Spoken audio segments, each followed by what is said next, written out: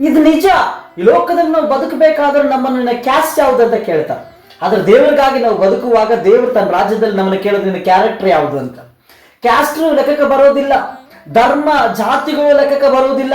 Because Jesus he didn't come to create a religion. ಯೇಸು ಸ್ವಾಮಿ ಒಂದು ಧರ್ಮವನ್ನು ಸ್ಥಾಪಿಸಲಿಕ್ಕೆ ಬಂದಿಲ್ಲ, ಜಾತಿಯನ್ನು ಸ್ಥಾಪಿಸುವುದಕ್ಕೆ ಬಂದಿಲ್ಲ, ಸ್ವಾತಂತ್ರ್ಯವನ್ನು ಕೊಟ್ಟಿದ್ದಾರೆ. ಎಲ್ಲರಿಗೂ ಕೂಡ ಒಂದೇ ದಾರಿ, ಒಂದೇ ಸ್ಥಳ ಆಗಿರೋದ್ರಿಂದ ಇವತ್ತಿನ ದಿನ ಈ ಲೋಕದಲ್ಲಿ ಕೇಳ್ತಾ ಇರುವಂತ ಕ್ಯಾಸ್ಟ್ ಇಂಪಾರ್ಟೆಂಟ್ ಆಗ್ತದ ನಮಗೆ, ಅದು ಕ್ಯಾರೆಕ್ಟರ್ ಇಂಪಾರ್ಟೆಂಟ್ ಆಗ್ತದ. ದೇವರು ನಮ್ಗೆ ಒಳ್ಳೆ ಕ್ಯಾರೆಕ್ಟರ್ ಕೊಟ್ಟಿದ್ದಾರೆ. ಆ ಕ್ಯಾರೆಕ್ಟರ್ ಯಾವುದು? ಈ ಲೋಕದಲ್ಲಿ ಯಾವ ಧನವಂತನು ಕೊಡ್ಲಾರ್ದ ಕ್ಯಾರೆಕ್ಟರ್, ಎಷ್ಟು ಅಗರ್ಭ ಶ್ರೀಮಂತನು ಕೊಡ್ಲಾರ್ದಂತ ಕ್ಯಾರೆಕ್ಟರ್, ಅದು ಪರಲೋಕದಿಂದ ನಮಗೆ ಬಂದಂತ ಕ್ಯಾರೆಕ್ಟರ್.